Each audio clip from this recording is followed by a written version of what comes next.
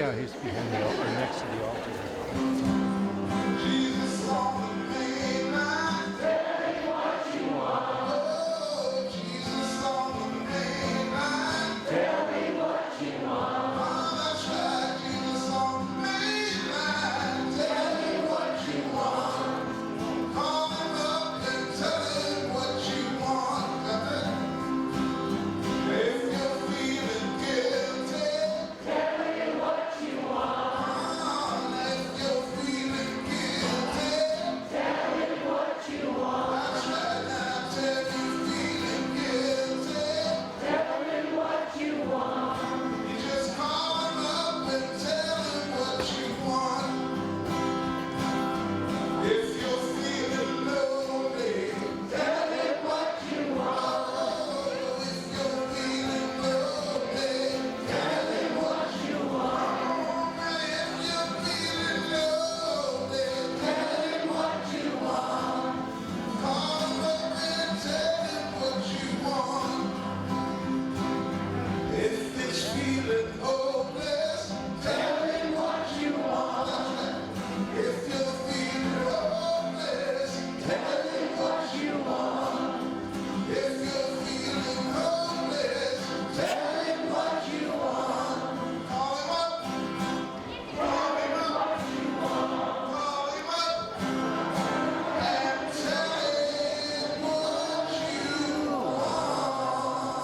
Yeah.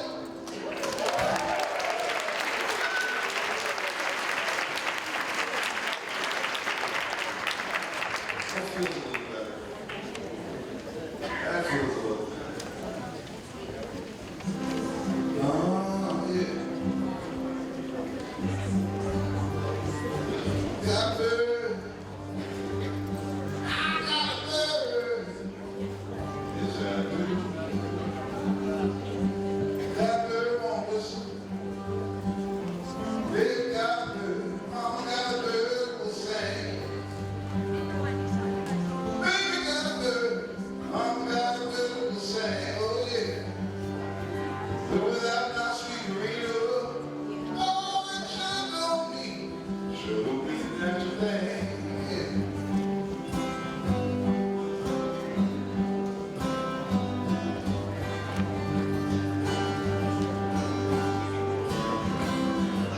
Rita, oh Rita, you're my heart, baby, you're my heart and soul. Baby, you're my heart, love, you're my heart and soul. Got a rainbow around your shoulder, shine like silver, baby, look like Klondike gold. Yeah. Got a bird on a whistle, oh baby, got a bird will sing. Oh, baby, got a bird, mama got a bird will sing. Oh yeah, but without my sweet Karita, show me the natural thing.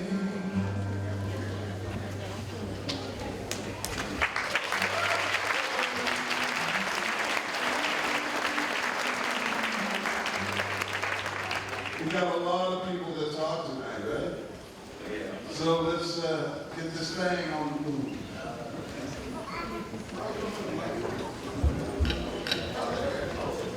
Hello, hello. All right, thank you for coming out today. I should introduce myself. I'm your MC. What I want to do first is I want to invite Pastor Persa. I just want to thank St. Paul Lutheran Church for having us here. Yeah, here we go. It's a nice Turn day. up the volume. Oh, turn up volume? Can you hear me now? All right. I know that from this time. Yeah, my name is Jason.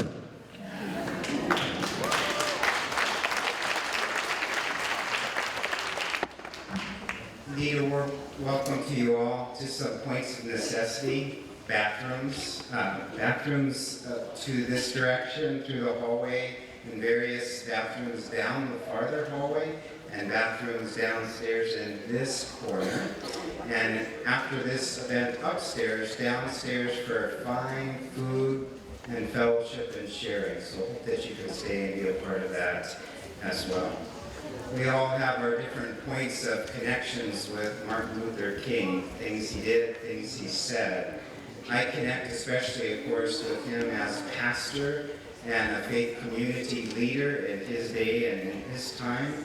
And I want to just share a few words with you from a pastoral colleague of mine in honor of this day, in honor of Martin Luther King. God of Martin and Rosa, of Fannie Lou and Harriet, of Malcolm and Mohan, Caesar, God of Tenzin and Desmond and Malala, we do not ask to see the road ahead. We do not ask for power or brilliance. Give us passion. Give us gratitude for our companions and love for our brothers and sisters in this world. Open our hearts to our oneness with all people, that we may work for justice and healing, not because we ought to, but because we can't help to, because of love. God of all who have suffered, all who have struggled, all who have yearned, we are millions, billions. We are one. We thank you. Give us this night, that we may give it back to you, radiant and with hope. Amen. Thanks for being here today.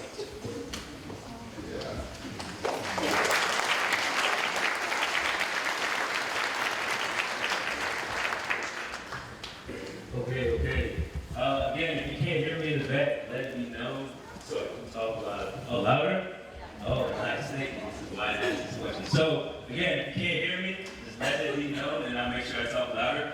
By the show of hands, I just want to know how many people was able to make it to the Roxy today?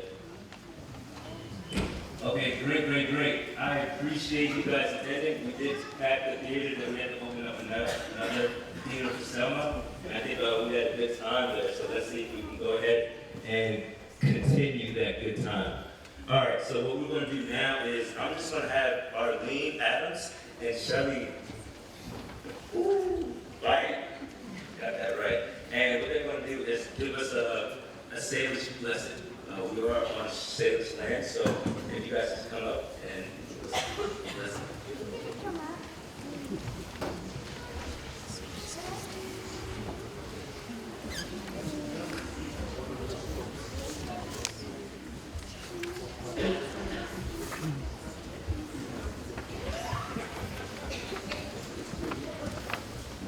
Oh, if I had that kind of power. Hestakat Hasia Kisukiakit Aksmaknik. Could you please all rise in honor of this day?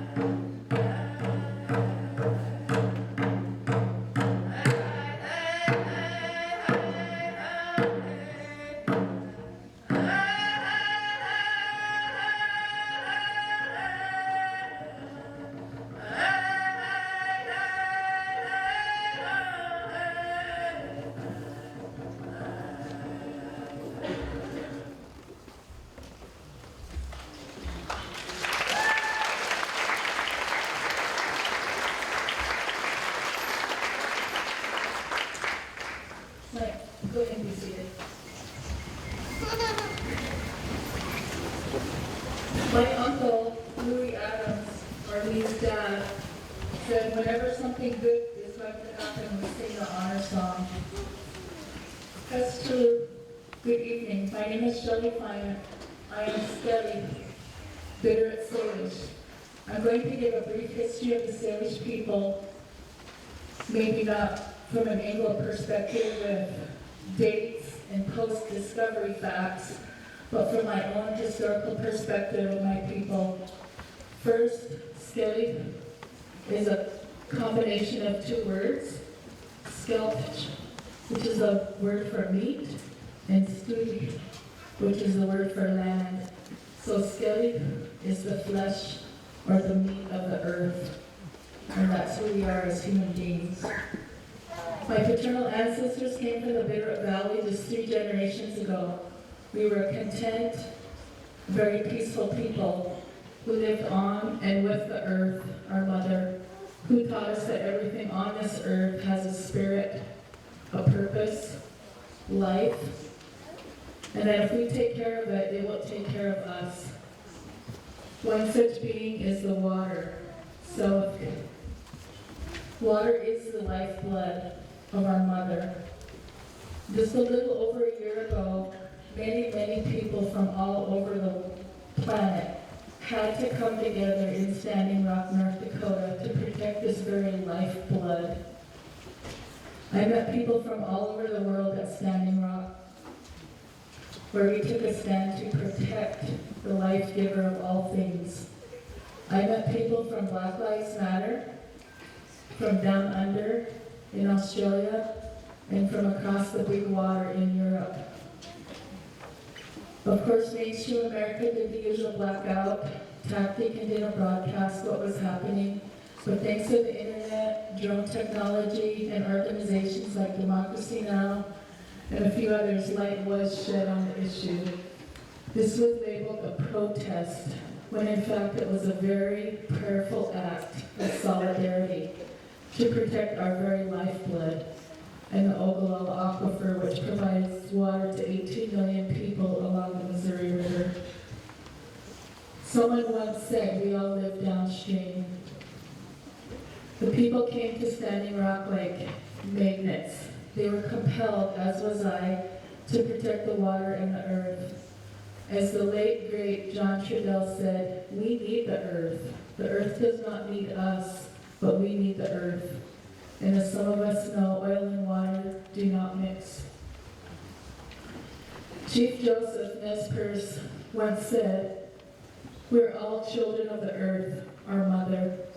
She does not favor one color or race over another. Just like I don't favor one of my 4 sons over the other. Each are unique, perfect, and bring specialness to the world with their gifts of strength, intellect, heart, and compassion. They each contribute different things to our family, their people, and the world around them. Yet all share love, dignity, respect, and honor.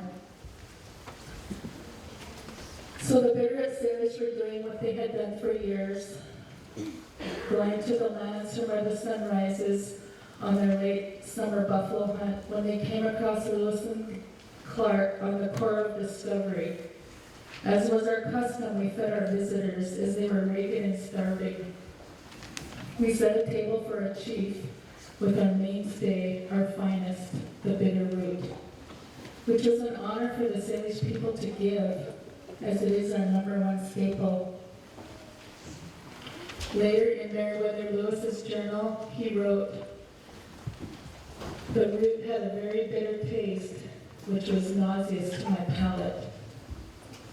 This medicine food was given to the Salish people thousands of years ago during a really tough time when all the stores of food were gone. The cache of buffalo and other game, fish, roots, and berries were depleted. The people were near starvation. A grandmother went to the hills to pray, asking what she could do for her people, what they would have to eat, asking for benevolence. Her tears rolled off of her long white hair and fell to the ground, and a Bitterroot sprung up from the earth. This gift from the Creator was medicine, food for our people to survive. Today, we still hold this medicine, food, sacred, and it is the women who watch for this in the springtime, who dig the first roots, and who pray for plenty of roots, berries, medicines, teas, fish and game, everything from the natural world for the rest of the year. My dad once told me of a 2-day trek his family used to make from their home up Valley Creek, west of Arlene to Missoula, with a horse and a wagon to dig bitter over by Fort Missoula, where Shopko is now. I often think of that. Now the bitter are choked out from the concrete-covered parking lots, streets, and building foundations. Concrete that is made from digging up the earth and creating huge holes to now cover up and choke up living, breathing, spirit-filled life like the Beirut. When Meriwether Lewis brought back his findings of 200 plus plants to the east, one of which was a dried bitteret, which had been harvested a year earlier, he gave it to a Philadelphia botanist who noticed it started growing. He named it Louisia rediviva, after Meriwether Lewis, and rediviva meaning restored to life. So fast forward to 1855, when Governor Isaac Stevens of the Northwest Territories was sent to make treaties with the tribes. He gathered the Bitteret Salish, the Kalispah, or Ponderay people, our cousins to the north, and the Kasanka Band of Chinaha, our Kootenai people from the north, gathered us at Council Grove along the Clark Fork to make the treaty. The Salish were promised a separate reservation in Bitteret Valley from the flooded reservation where we currently reside, once the Bitteret was surveyed and deemed suitable for living. Some of our people moved to the flooded agency where the Jocko Church sits today. They were given farm implements, restricted from going on buffalo hunts, and instead made to eat government rations. Our family, Arlene and I, stayed back in the homeland, the Bitteret Valley, their stronghold, until the United States Army forcibly moved us to the flooded reservation in October 1891. In October of 2016, the Salish people returned to the Bitteret Valley to remember the sacrifices our ancestors endured. In between, our people suffered smallpox blankets, flu epidemics, boarding school trauma, taking young children away from their families, forbidding their native tongue, sexual abuse, and murder. Our people suffered through relocation efforts, moving our people to places like San Francisco, Chicago, and Seattle to find employment and assimilate them.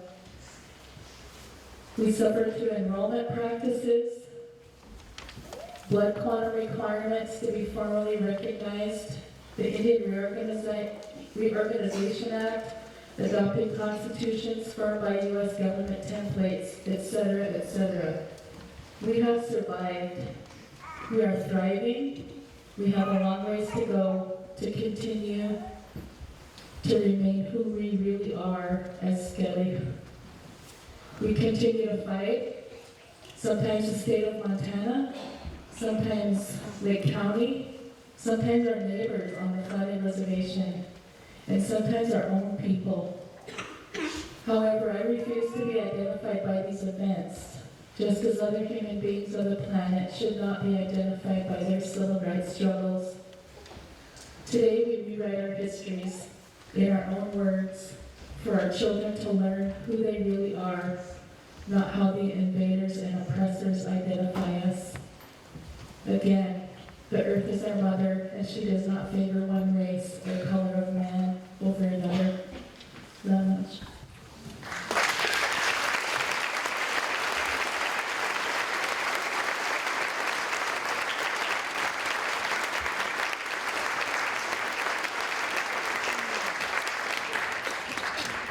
Okay, thank you for that. I think it's really important to focus on history. I think history is very important, and to get a perspective on been happening and views of others, and how to progress forward and how to move forward. Speaking of moving forward, let's move forward with this program. So we have the Lewis and Clark Peace Choir. And Lewis and Clark Peace Choir started in 2007 by Kathy Dugan, Jane McAllister, and Dorothy Morrison. Now, the Lewis and Clark Peace Choir is open to all students, K through 5, and one of their main focus is empowerment. So right now we have some guests that will be joining them, and that will be Jen Sladen, Nita Smith, and Debbie Wilcott. And could you guys please do a warm welcome for the Lewis and Clark Peace Choir?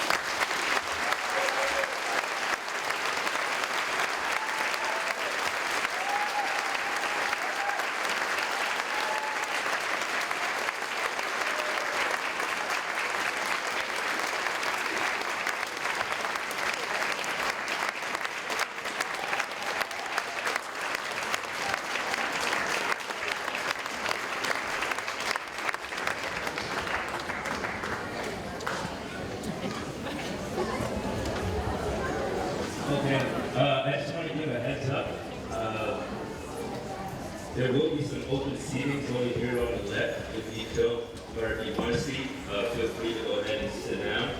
And thank you, Lewis and Park Peace Choir. I was happy and sad to listen to them. Now, you might say, why am I saying sad? Because you can sing, man. As a kid, I think that's what I always wanted to do. I really wanted to sing, but yeah, you don't want to. I don't want to describe. So I'm glad to see someone else can do better than me. So to transition again, if you want some seating, there's some seating over there on the left. And what I want to do is give a quick bio with Will Mountain Collins.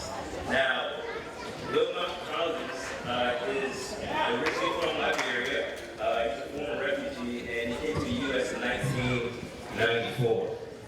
Right now, he resides in Helena, and as he gives back to the community there, he also gives back in many other ways. In November 7th, he was elected to become mayor of Helena. And right now, I just want to do a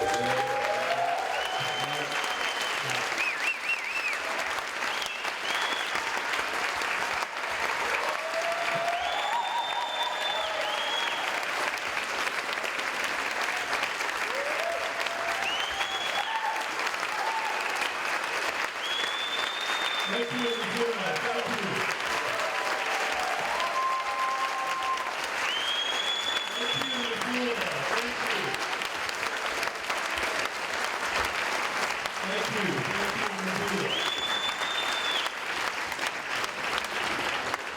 Thank you, Missoula. Thank you. Last night, I was wondering about the most asked question of me around this day. What do you think Martin would think? I didn't know. But today, looking at here, this crowd, I'm honored to say Martin will be proud.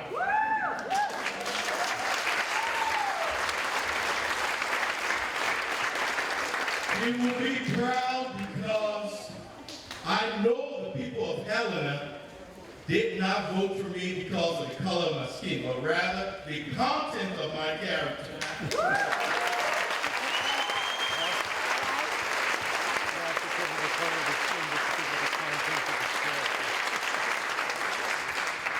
Not once, when I was knocking on doors, did anybody mention the color of my skin? Not once. They were concerned with issues that affected Helena. And I was ready to answer those hard, pertinent questions. Even though I knew some people wanted to talk about race relations, I don't know why it wasn't brought up. But Dr. King will be proud today, Missoula. Now, I would not be here today without the people that have been the backbone and my strength. My wife, Maddie.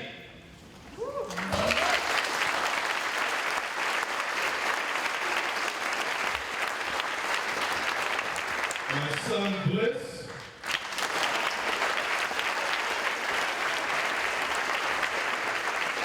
Our close family friend, Zach Martin.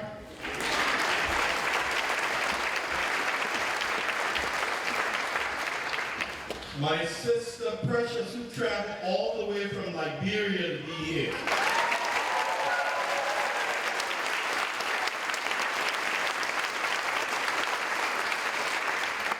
My niece, Shalita, who traveled from Minneapolis to be here.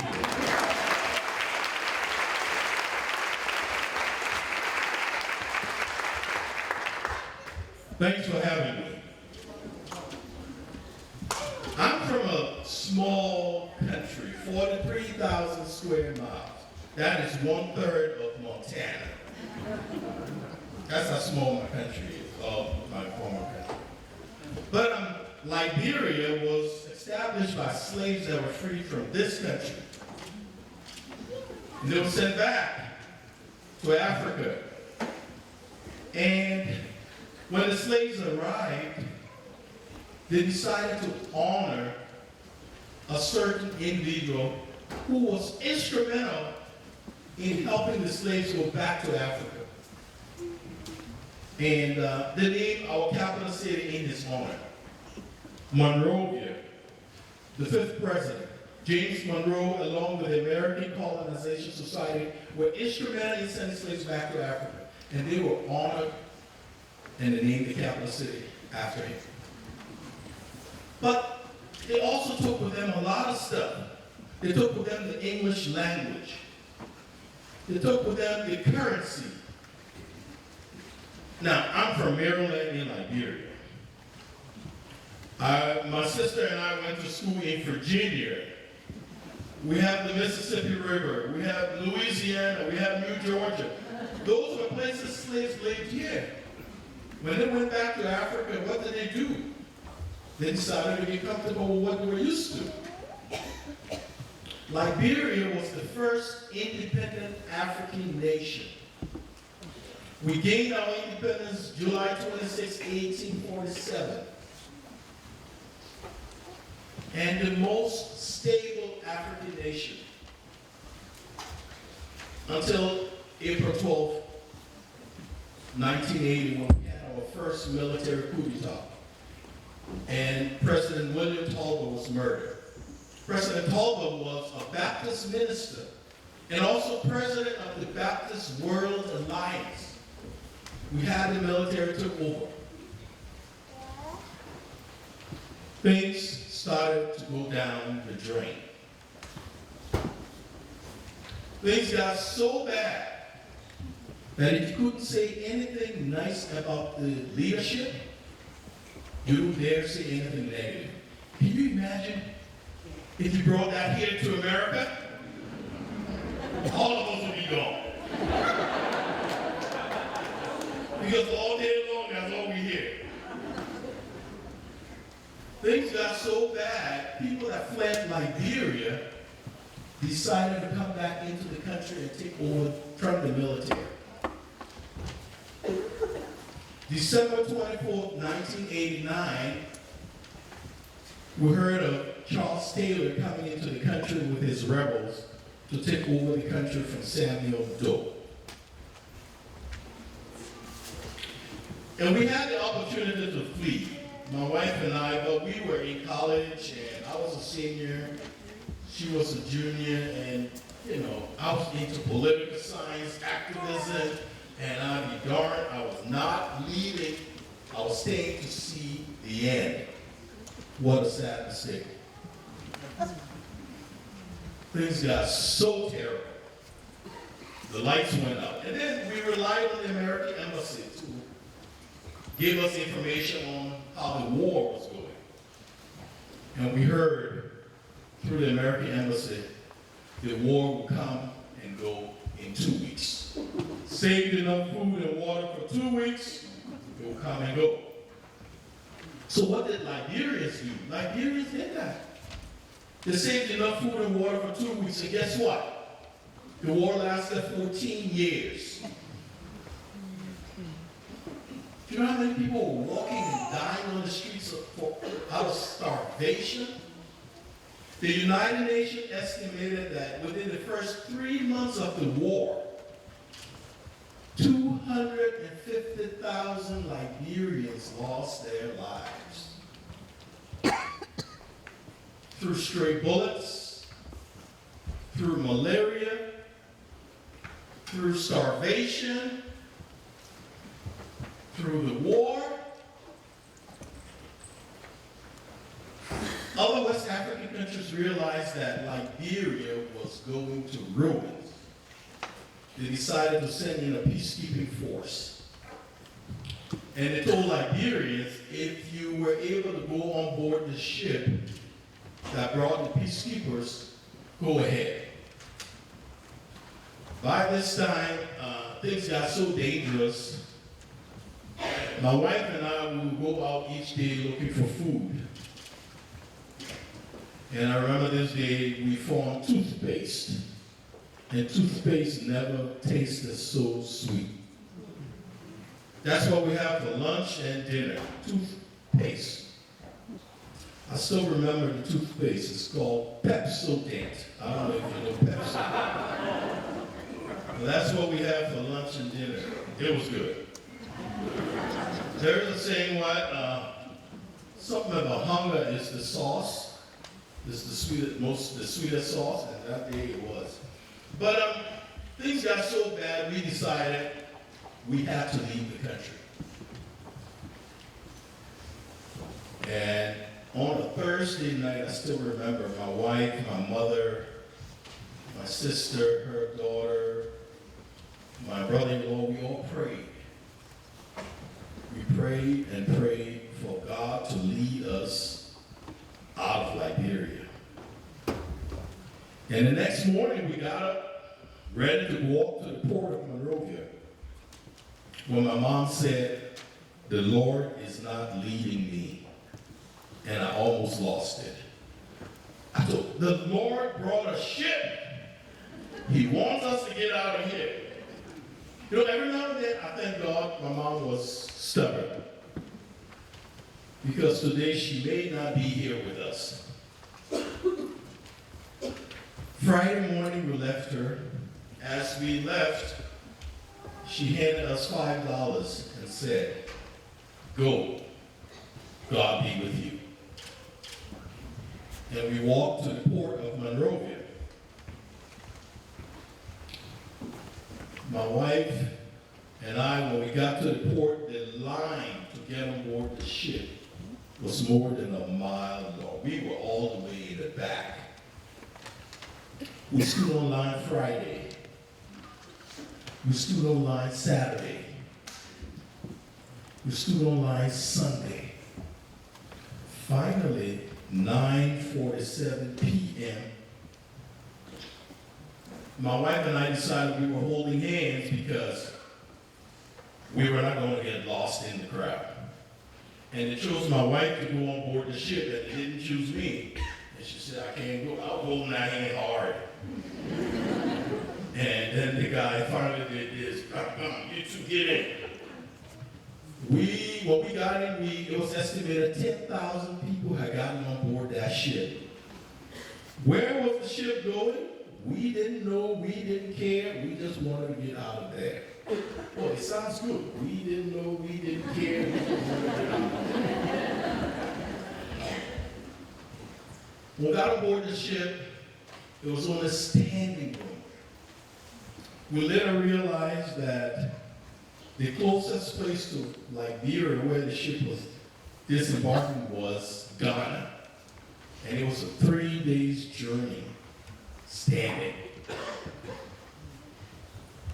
We stood up for 3 days. When I say I'm happy my mom was stubborn, you know, those 3 days, every morning we hear people wailing, crying, because a loved one had died, and they had to dump that loved one overboard. Who wants to do that? My mom at the time was not in the greatest of health, so I was happy she listened to the Lord and not me. In Liberia, I used to teach. I taught for an international organization called the SOS Children's Village. It's in every country in the world. It's even here in America. When we got into Ghana, I decided to go and look for the SOS Children's Village in Ghana. We have $5. I stopped a cab, and I told him, "Hey, do you know the SOS Children's Village?" The driver said, "Yes, I do." I said, "Would $5 be enough?" He said, "Oh, yeah, I can take you for $5. I later found out it would have cost me 50 cents. He took us to the village, and I met with the director. He said, "Can you identify yourself?" I said, "Yes, I'm Wilbert Collins." He said, No. How do I know you're who you say you are?" For the first time, I realized I could have been anybody. I could have been Barack Obama. I didn't have any identification. I didn't have anything. For the first time in my life, I could not identify myself. He said, we have some children from your village that came on the first ship. If they can identify you, I'll help you. I said, please send for them. When the kids came and they saw me, they started crying. Because when they knew Mr. Collins, he was 172 pounds, bubbly. When they saw Mr. Collins that day, was 92 pounds. I didn't even know I was 92 pounds until I actually used the restroom. And I looked at myself for the first time in several months. I looked at myself in the mirror, and my jaw was all sunk in. My wife was like 87 pounds.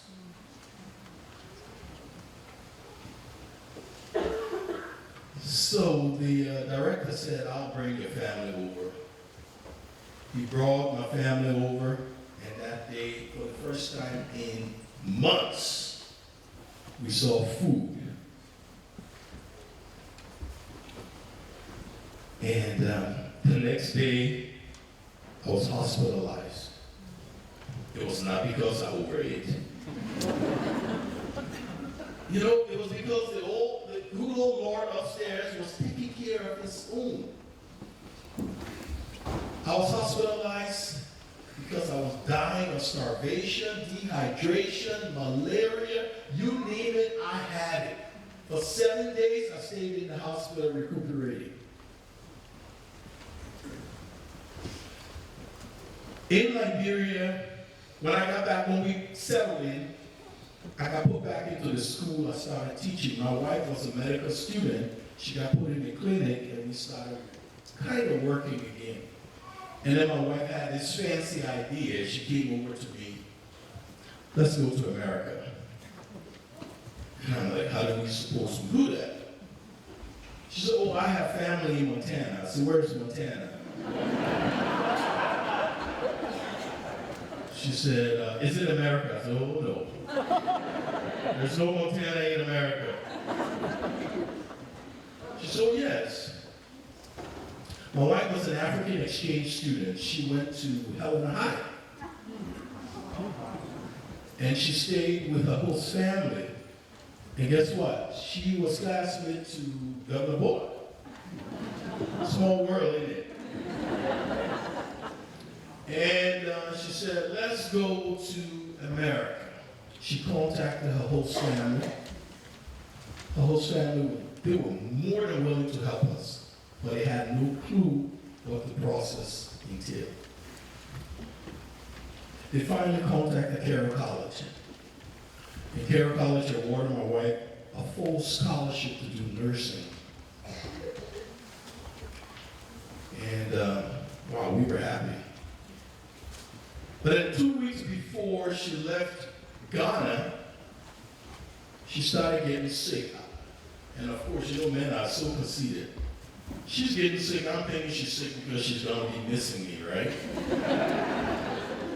We took her to the hospital, and the doctor comes out and says, congratulations, Mr. Collins, you'll soon be a proud father. And I went, no, my wife is going to school. He said, well, she's also pregnant.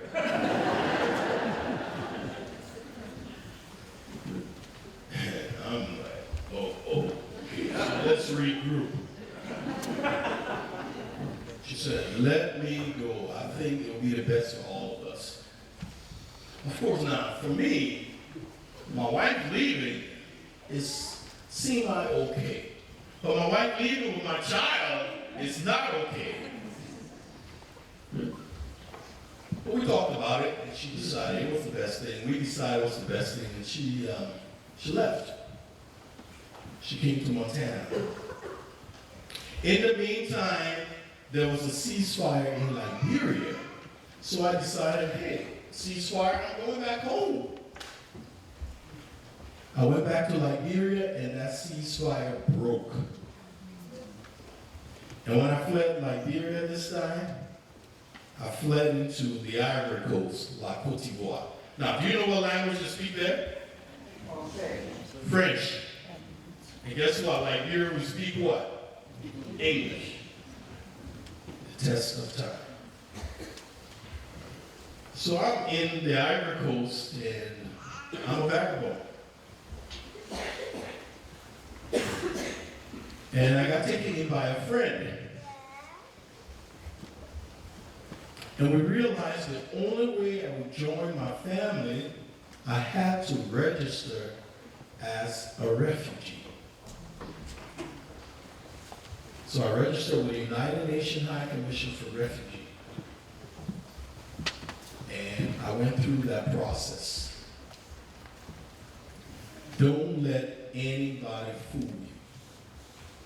That process is intense, sometimes demeaning.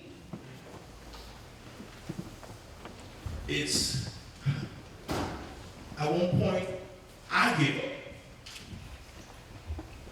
That process is very detailed.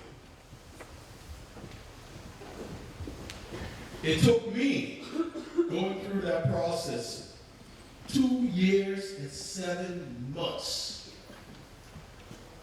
I had to talk to Homeland Security, Department of Justice, INS, Immigration Naturalization Services, and State Department, medical. By the time they were done with me, I am not kidding you. They knew more about me than I knew of myself. And then they finally told me, you are now eligible to join your family. So I called my wife. I said, hey, Maddie, this is January, mind you. This time, I am 4. I called her, I said, what's Montana's like? She's always beautiful, you will love it.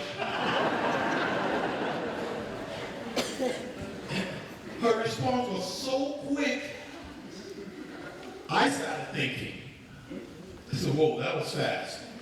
So I said, okay, what's the weather like? So it's pretty warm today at 29 degrees. Now mind you, Liberia, the average temperature is 85. And my wife tells me it's pretty warm at 29.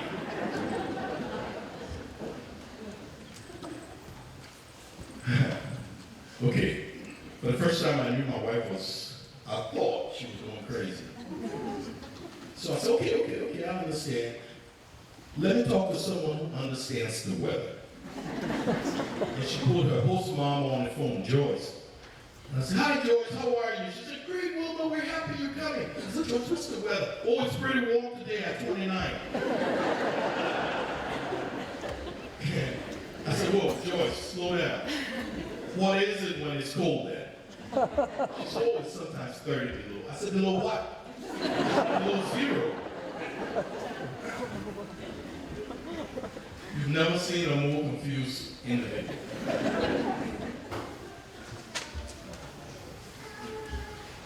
So I put my wife back on the phone. I said, okay, I've been reading about Montana. Has our daughter Jamie seen a black person? She said, oh yeah, there's a black boy in my school. I said, did you just say, a black boy? Okay, I'm going to a place where it's pretty warm at 29. It's cold at 30 below. There is a black boy in the school.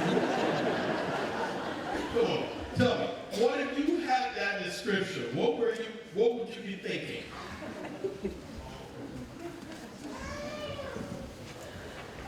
The day was getting closer to depart. I called my sister who lived in New Jersey. I said, hey Joy, I'm going to Montana. She said, I'll meet you at the airport and whatever I bring, you put on. She met me at JFK. And the first time I saw Long Jones, she brought 2 sets. And she said, whatever I bring, you put on. So I had 2 sets of Long Johns, turtleneck, big winter jacket, and I put everything on. What she didn't tell me, you'll be walking through the airport, you'll be on a plane.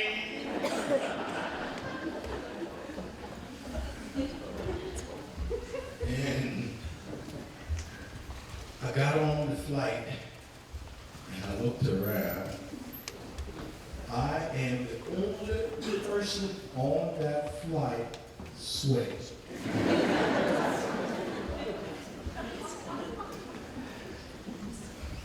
We landed in Salt Lake. I hurriedly went into the bathroom and took that stuff off.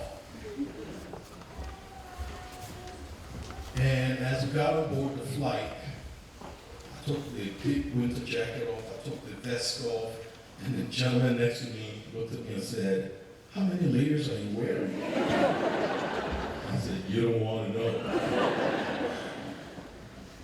So I got on this really small plane.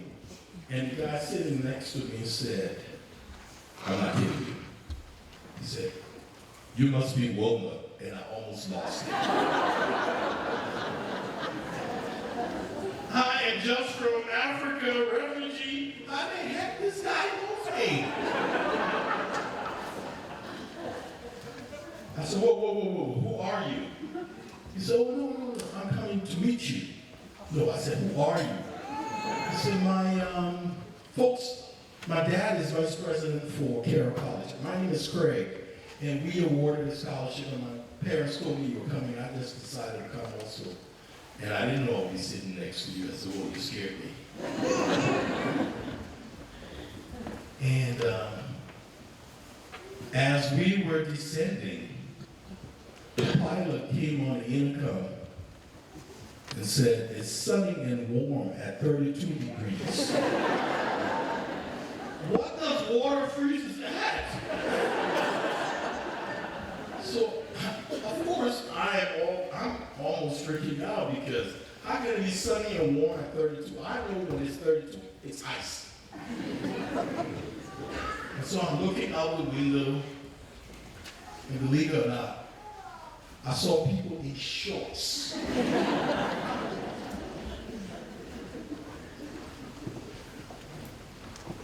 As we got out of the plane, and I saw this huge banner, "Welcome home, Wilma." Wow. As I got into the terminal, I saw all the Carroll College people, my wife, friend. Well, they were my friends. I wasn't their friend because I didn't know them. And then my wife had, and the only person, no disrespect, man, but the only person I wanted to see was my little girl. I had not seen her. She was 2 years old. And I heard her mom say, "There's Daddy. Go to Daddy." She looked at me and she started to walk towards me. And I thought it was a mile in the airport. And you know Helena Regional Airport, it's so tiny. But it was so long, I just decided this walk is too long, I'm running. And I ran, picked her up, and she hugged me for the first time. And I'm screaming, "Maddie!" My wife, "Maddie, she's hugging me, she's hugging me."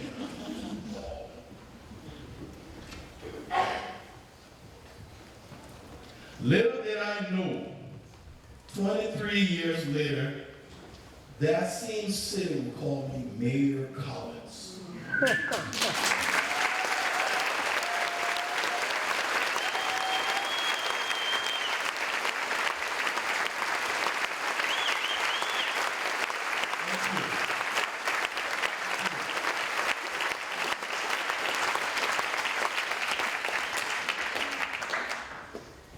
Like I said earlier, Dr. King would be proud.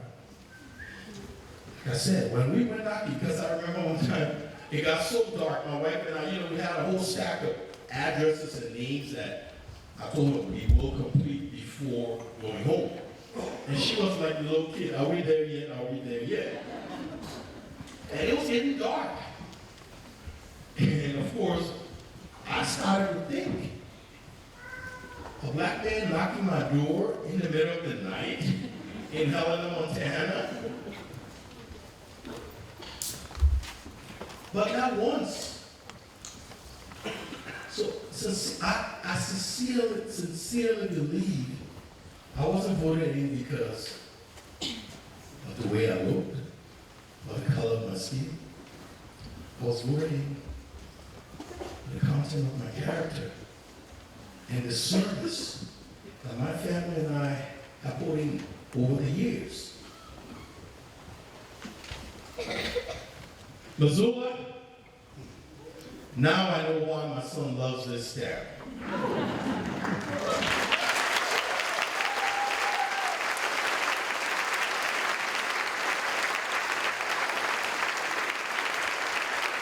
We were praying when he was coming.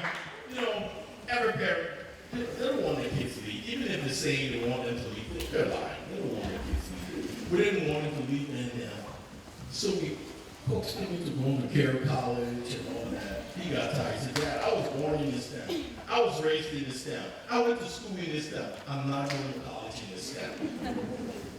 He came to Missoula, and the first day I said, hey, Bliss, how's Missoula? He said, Dad, Missoula is awesome. They love me, I love them.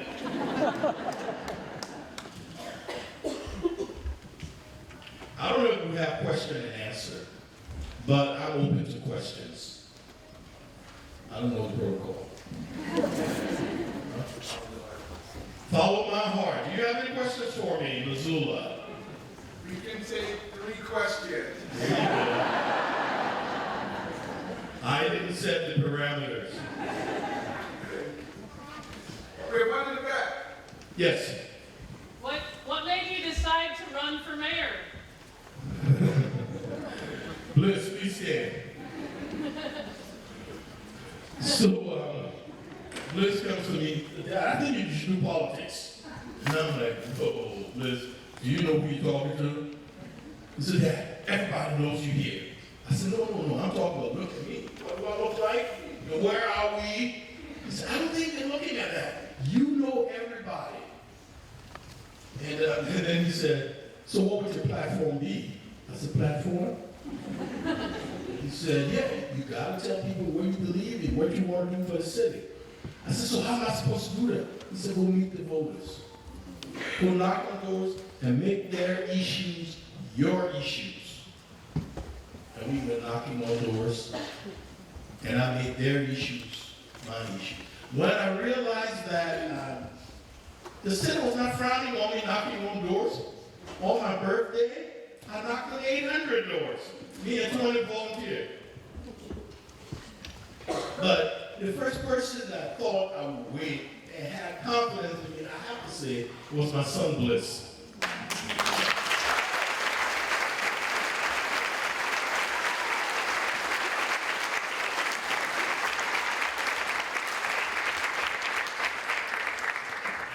And of course, I blame the university also because he's doing political science. I guess he's been doing all that political science stuff and wanted to get involved in it. What's the second question? Yes, sir. Mayor Collins, you talked about being happy about when your mom listened to God, but not you. What about a time when you heard the Spirit move in your life? Can you pick one out in there? I can pick several. I know one time when my wife and I went looking for food, and we had to pass through several checkpoints, and you have to answer questions by the soldiers and the rebels. And because we lived on the soldier side, we were a little more comfortable. But this day we were on the rebel side. And the rebels didn't want to talk to me, but rather they wanted to talk to my wife. And they pulled her off to the side and started interrogating her. And I started to pray. And believe this or not, The rebel looked at my wife and said, I'm done killing for today. Get out of my sight. And I don't think we've ever, when we took off, we took off. And it was not my doing, it was not my wife's doing, it was our Lord's doing. When he said, I'm done killing, he had a quota, I guess. And so the Lord spared us. Yes, I see 2 hands, 3 hands, whichever, in the back. What can we do as Montanans to further racial justice? We gotta start answering the difficult questions. We cannot shy away from it. We can't. People tend to be uncomfortable when you bring that up. No, why should you be? Like today I told some people in Helen, I said, let's be kids again. Let's ask those curious questions. Let's answer them. Now, I'll tell you what I mean by let's be kids again. When Bliss went home this day and said he was done with school, he was never going back to school, and he was only in the 1st grade. And I said, why you not going back to school? He said, I hate that school. And he told me one of his classmates told him he was dirty. And I've always learned to seize the moment as an educational one. I said, are you dirty? He said, no, I took a shower last night. I said, great. So why are you worried about it? I'm not going back to that school. So I said, would it make a difference if I went with you? He said, yes. So the next day I went to the school with him. And when the teacher saw me, she was visibly afraid. And before I could even say a word, she said, I'm so sorry, Mr. Collins. I heard it, I didn't know how to respond. I said, well, may I do an exercise with the kids? And she said, yeah. She was hesitant, but she agreed. The next day, I took 4 sheets of paper. The first sheet was white, the second sheet brown, the third sheet black. The 4th sheet had 3 colors, the 3 colors on that. And I showed it to the kids. I said, which one do you like? They all went to the 4th sheet. And then I called Bliss, I called the little Native American girl, and I called the Caucasian. I said, when you're together, you're beautiful. You're the 4th sheet. That was my exercise. When I turned to leave, the teacher is bawling and crying. And so I went to the bus stop to meet Bliss, and he was excited to get off the bus. Dad, I got a girlfriend. That exercise was not meant for you to get a girlfriend. But we need to talk about the hard subjects. We can't shy away from them. Next question. So it is really nice to see that you have moved from Liberia and very assimilated in USA. So has there been any time where your Liberian identity was in conflict with your American identity? Or did you have to face something like that in your life? Has there been any time when your Liberian identity was in conflict? Oh yeah, when it comes to disciplining, yeah. Has there been any time when my Liberian identity was in conflict with my American? With raising my kids, yeah. Because I know when we live by, you spare the rod, you spoil the child. And here, you try to get me to be with, because then you call CPS. But I still remember, yes, my son, they had just started, this guy has done a lot of stuff, I'm telling you.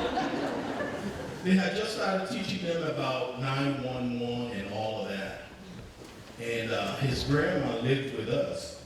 And he had learned that when someone hurt you, or hurt your feelings, you call 911. So his grandma told him to go take a shower. He said, you hurt my feelings, Grandma. And he went and called 911.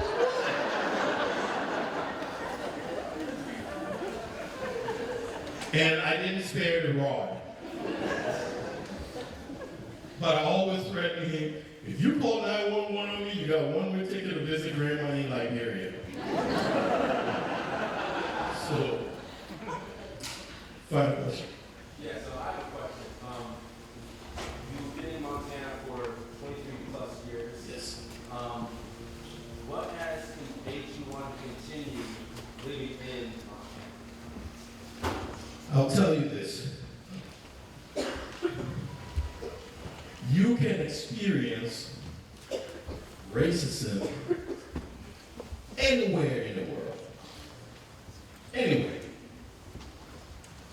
How your neighbors, how your friends react makes a world of difference.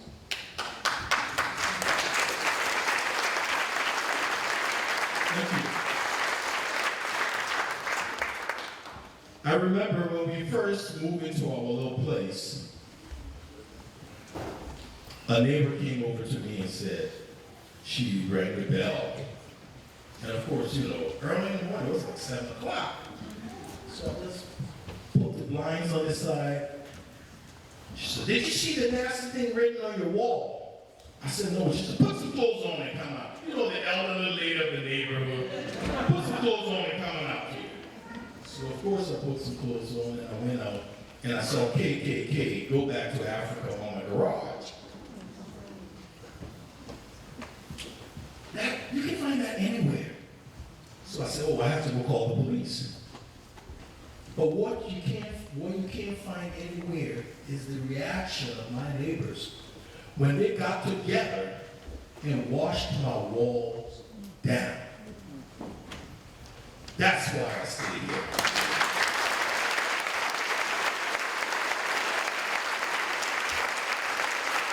Thank you, Missoula. Thank you. Thank you.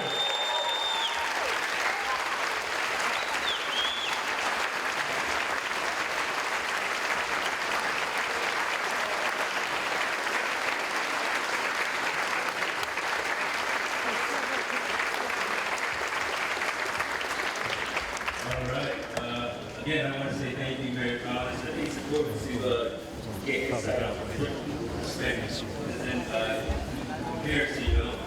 And the example of that is, I remember a time where I had to eat cereal and water, and I thought I was really going through it, but now that I heard that two great jokes, I'm good.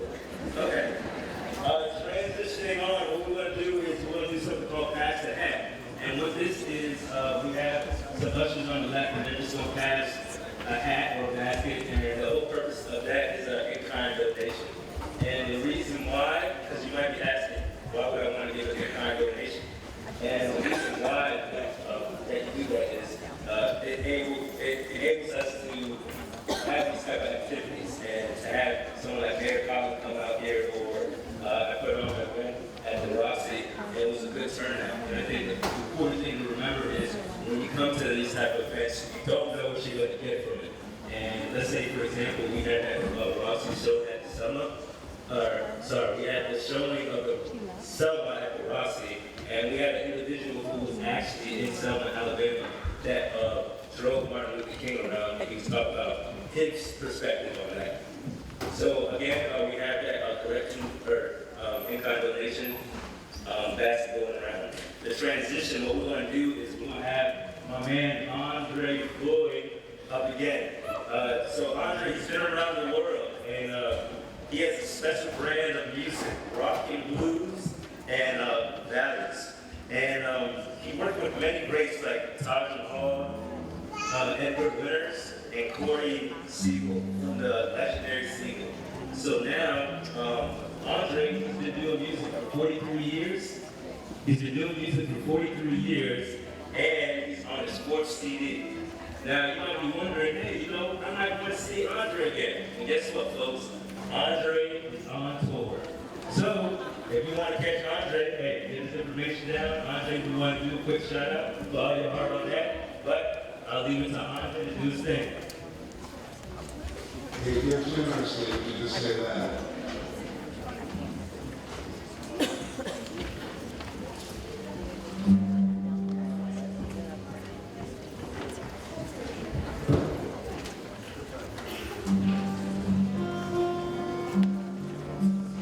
There's a little person in Mayfield too.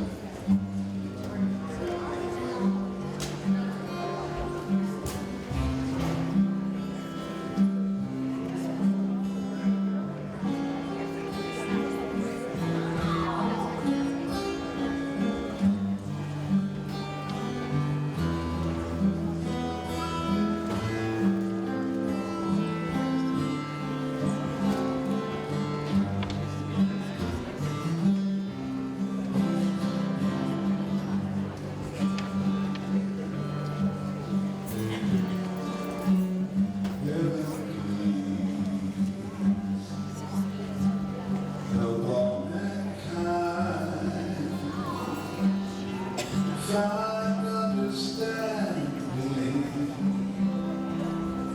and peace of mind.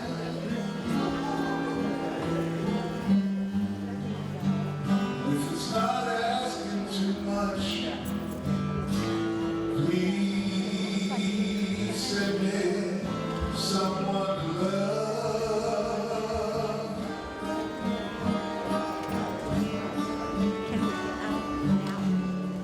Thinking we can. Help the world, help us get along. Peace will enter when hate is gone. And if it's not asking too much,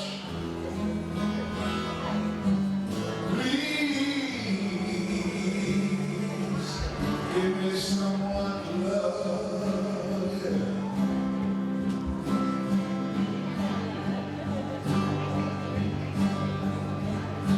I lie awake at night and the whole world is sleeping, but I never ever get an answer. My prayers.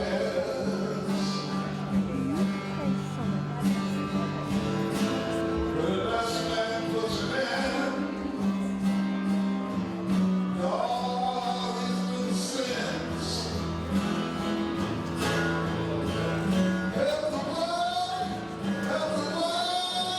get along. Just because things are unkind, understanding and peace of mind. And if it's not asking too much, please send me someone to love, please.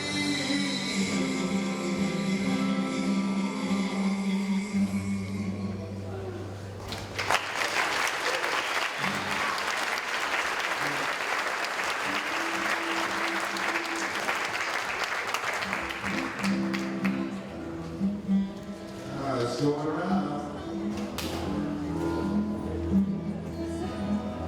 Taj Mahal taught me how to play this song. He said he used to play for his little niece. We used to sit on the porch and taught his niece how to do it. Anybody ever grow up without any music around, so they could make up their own music? Well, he was telling me about how his niece and his nephew would sit on the porch and they'd go,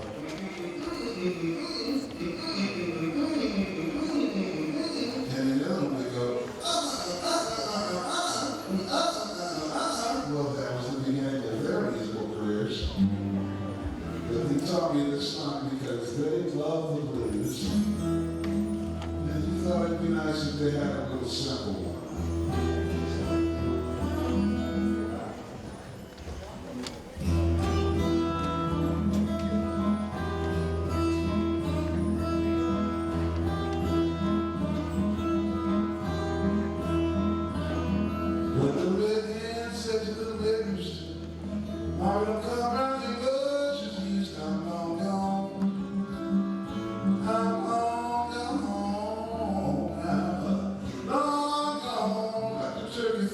gone.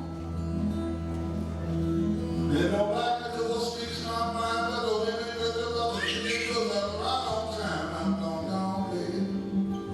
Baby, I'm long gone. Long gone, I can take you through the dawn.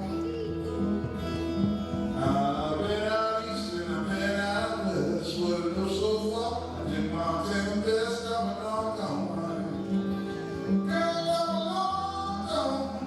Hey, I'm long gone. Like a turkey through the corn, through the corn.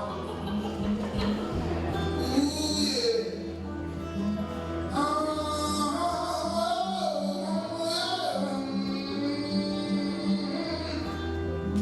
Hey, girl, I'm long gone. Like a turkey through the corn. Now people talk about this and then talk about that. Don't you holler at me, mama, don't you call me that, 'cause I'm good for comfort. Baby, I'm built for speed. Girl, I got every little thing in my sweet little needs. Well, mama sugar, honey, baby, daddy, mama sugar, baby, don't come around like you used to. I'm long gone, baby. I'm long gone, like a turkey through the corn. Yeah, I'm long gone, like a turkey through the corn. Yeah, I'm long gone, like a turkey through the corn, through the corn.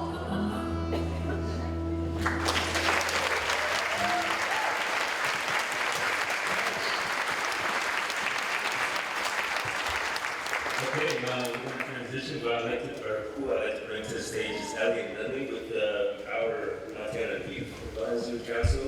We're going to do the Youth and Art Essay Contest presentation.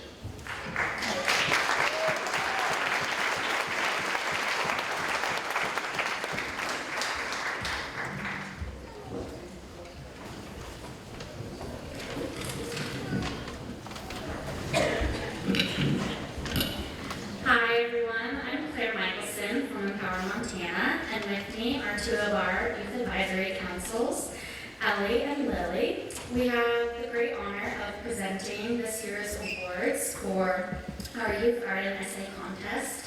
This year, the Missoulian newspaper and Exit Realty joined the MLK committee in sponsoring an essay and art contest for students to showcase their creativity and thoughts in response to a Dr. King quote.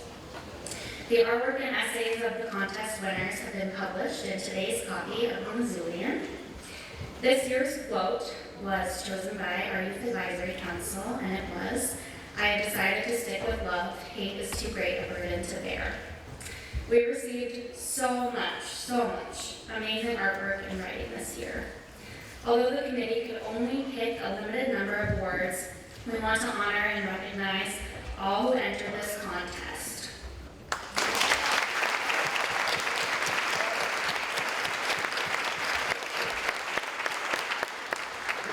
The committee really enjoyed witnessing the talent and vision of our community's young people. So we'll be announcing the winners for the art contest first. We will be calling out the names of the third place, second place, and finally first place winners. So we'll ask that as the winners are announced, we'll have them come to the stage to be recognized. And then I'll be working to get you your awards. And when you receive your award, please line up on stage until all of the winners for the art and then the essay categories are announced, so we can have you all up here for a nice photo op. So without further ado, I will let Ellie and Lily up here begin to announce our winners.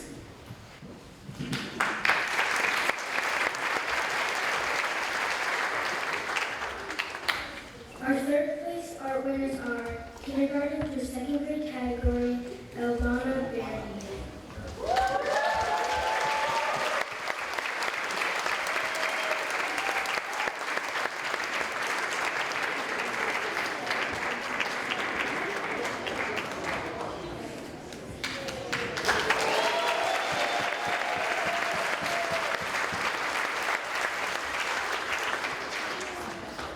Third through fifth grade category, Ren Chapman.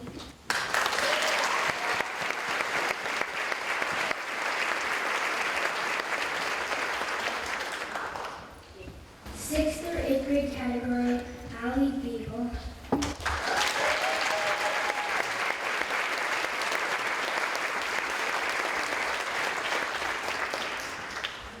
And ninth through 12th grade category, Norma Audit.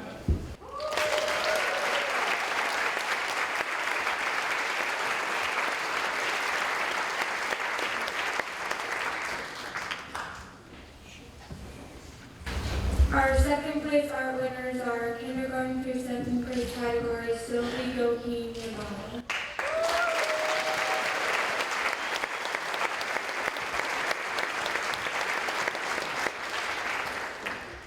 Third through fifth grade category, Sadie Richardson.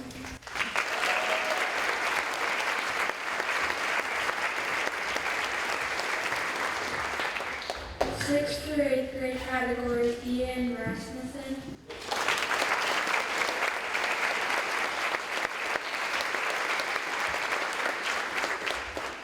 Ninth through 12th grade category, Addison Bird.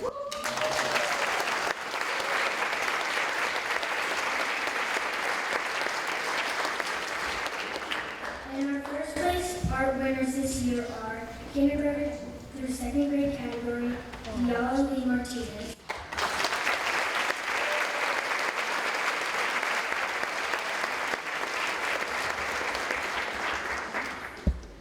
Third through fifth grade category, Evie Michelle Fielding.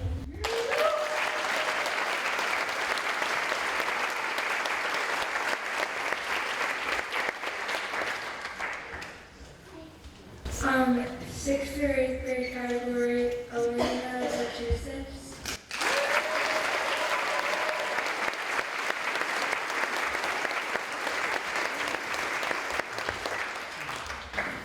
Ninth through 12th grade category, Ella Arlen.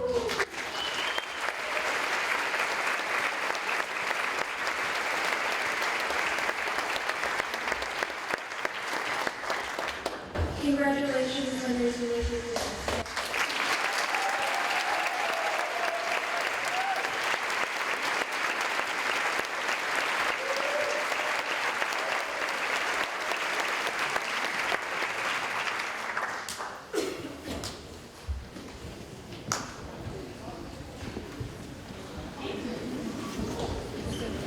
Now we will welcome to the stage our third and second place winners of the essay contest. Then we will invite our first place winners to join us at the microphone to read your winning piece. Our third place winners are kindergarten through second grade category, Russell Stonesifer.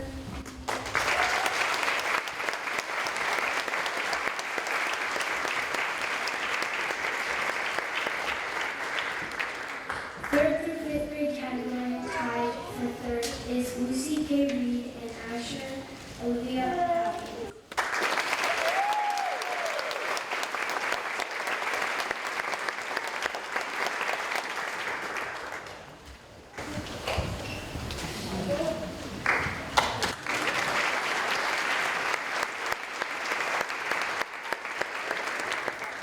Sixth through eighth grade category, Randy Dirk.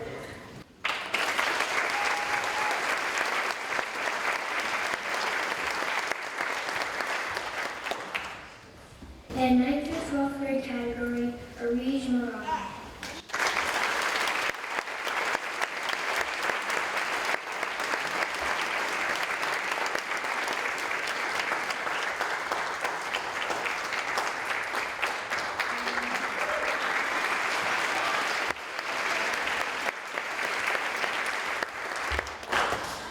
Now let us welcome our second place winners, kindergarten through second grade category, Diala Lee Martinez.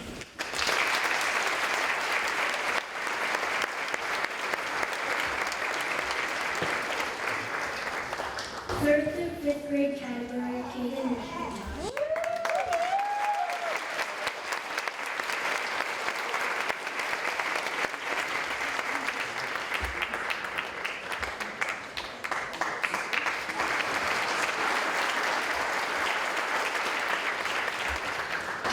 6th through 8th grade category, Alina Vucisis.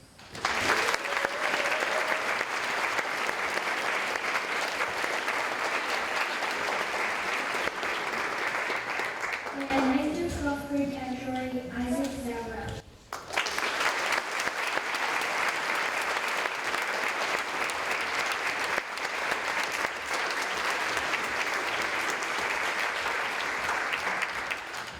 And we will now welcome our first place winners. Reading her winning essay, we will welcome K through 2nd grade winner Sylvie Goki Ninata.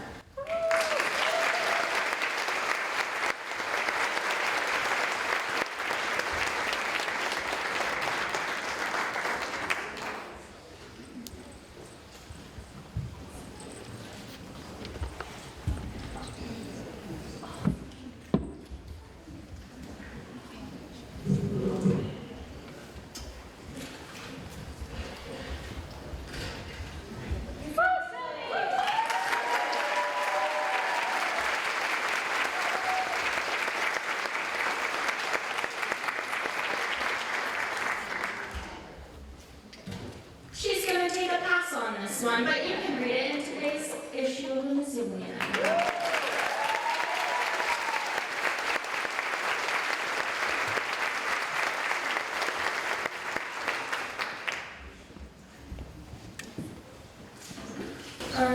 Next, 3rd through 5th grade winner Noah Carson McIntosh.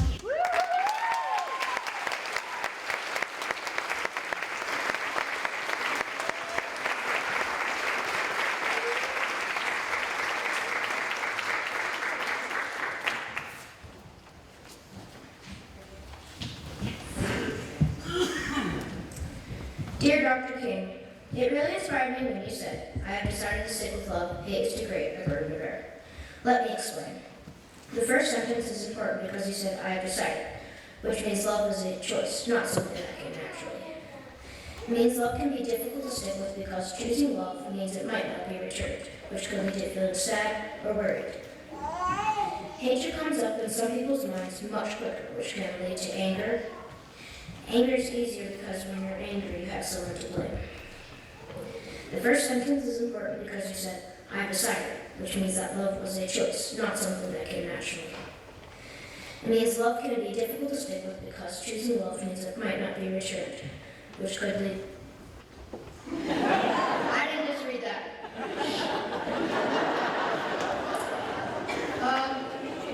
I think I know what you mean when you called hate a burden to bear. You meant that hate is a heavy load to carry around. Hate is regretful and sometimes you can't take it back. Picture a dump truck. When it gets full, it has to tip to get all the dirt out. When a person is carrying so much hate, it's heavy and eventually it will spill out in actions or words, and sometimes physical aggression. Love must have been hard for you when you were trying to make equal rights happen because it wasn't returned to you by most of the white citizens. You should know that some groups of people in our country are still fighting to choose love. Some people are still marching, standing up for equal rights, and sticking up for each other instead of spilling hate. Sincerely, Noah Carson McIntosh.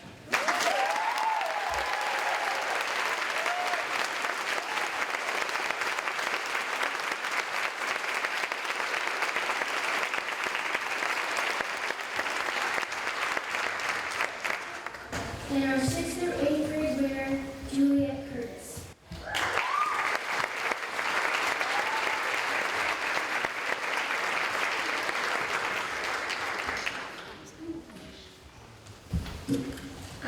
This is more of a poem than an essay, and it's for all the mothers out in this room. Mama, please don't worry about me. On the day that I spread my wings and soar away, please don't worry.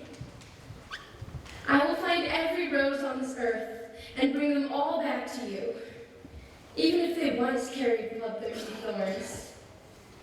I will pluck all the freckles from my sun-kissed cheeks and send them to you, no matter the time salty tears have tried to fade them away. I will sprinkle stars on the bottoms of my feet so that you can see constellations in my footprints. no matter the burning scars they leave behind. You see, Mama, I wake up every morning with the option of being anyone I want. How beautiful it is that one of those options is to be loving. When you fall in love with something, you'll find that you fit perfectly into all the fractures and rusty spots. That you can so easily love everything. So, Mama, when I travel across this earth in search of things to love, I will paint elaborate maps for you, in inches, in meters, in miles. When I bring out every last drop of love in this world, I will give it to you, in pages, in novels, in volumes. I promise to keep every ounce of hatred at bay from you and your beautiful mind at any cost, all costs, every cost. And you see, Mama, love is like the time between seconds, the void between your fingers, the ache in your bones. It will always be there. And so someday, when I go to the moon, I'll blow you kisses. And then you will truly know that all we can really control in this silly and wildly imperfect life is the love that we choose to give without any guarantee of ever getting it back in return. So, Mama, please don't worry. Don't worry about me. I'll always choose to love uncontrollably. Thank you.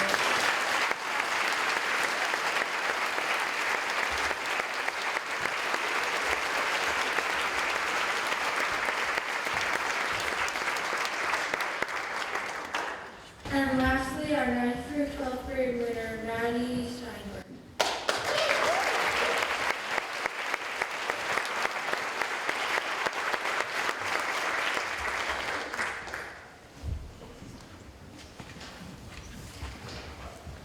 I wipe the raindrops from my phone screen before placing it in the pocket of my black jacket. I look around at the people walking along the sidewalks. Everyone has somewhere to go, moving quickly to avoid the raindrops spilling from the gray sky. I feel sorry for the woman in a large patched coat who sits huddled on the corner. I watch as people divert their eyes, uncomfortable as they walk past. Just as I begin to wonder how long the woman will sit there, as if invisible to everyone else, a young boy walks up and places 50 cents in the cup that sits in front of her. She smiles and thanks him, the skin around her eyes wrinkling as she does so. My mood shifts when I see the woman smile. As I begin to walk back to my car, I'm thinking of the sound of the ocean, the first warm day after a long gray winter, and the way it feels to make my little brothers laugh. I live in a world that moves so quickly, some days it'll feel like I'll never catch my breath. But today, I tell myself to slow down and think of the things that make me happiest. I hope for many more moments like these, and I promise myself that I'll do everything I can to surround myself with nothing but love, because that is what matters most.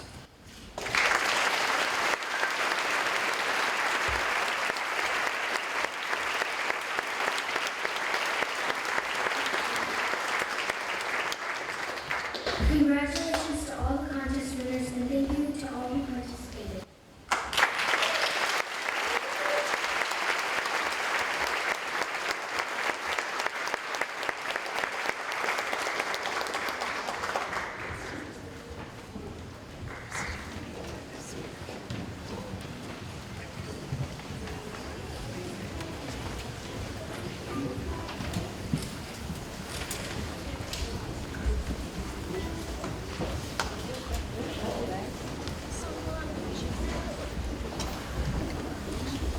Okay, so right now we're going to transition to some closing remarks. So what we want to do is we're going to have Quentin Robinson, aka Special Effects, come and perform. But before that happens, I just want to join you and invite everyone to join us in the basement to have a community dinner afterwards.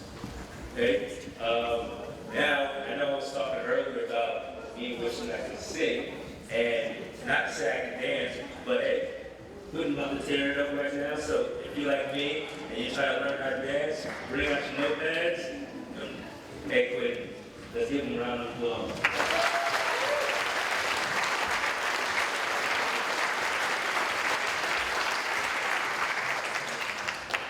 How we all doing? Good event tonight? Good event? Beautiful. Well, I got here about 4 years ago, just about. I was in the Marine Corps for 10. I've had an opportunity to travel to various countries, locations, from Kuwait, Kandahar, Qatar, Bahrain, Jordan, Egypt, just multiple countries out in Africa, Djibouti, just working with people from the best of the best to the worst of the worst, unfortunately. But with that time, traveling with that time, being out and meeting people in the military environment, it's given me a gauge to be able to maintain, dancing has given me a gauge to maintain sanity in everything that I've been doing. And I found that with movement in every country that I've gone to, no matter what the issue or no matter what the situation was, every location that I went to had some form of movement. In every event that you have, whether it's funeral, birthday, celebration, anything, there's movement involved. So with that, being out in the military, I flew into Texas, and then I came here to Montana. And my family wanted me to come to Florida, and they said, hey, you coming back to Florida? No, I'm going to Montana, Missoula, Montana. And they said, well, what? And then, from there I had to let them know that I was going to be okay, I was good. And my brother sent me back statistics, like, black people in Montana are like Spartans. It's about 300 in Missoula right now. Are you going to be good? Like, I'm fine. I've been in multiple locations where I was literally the only American in every location that I was, not myself. So, I've taken dance and I mixed it up a little bit, and I use it as a catalyst to bring people together in multiple locations. Recently, I went out to Missoula Refugee Settlement to put on a workshop for the refugees there. It's the second largest in the world. I had about 150,000 refugees with me that entire time, and we just put on an entire workshop on movement. And I do that in every location that I go to. So if you're looking for more events, information, anything like that, you can find me by my name in the program. I'm Special Effects. That's the company that I started up, and we're doing bigger projects this year also.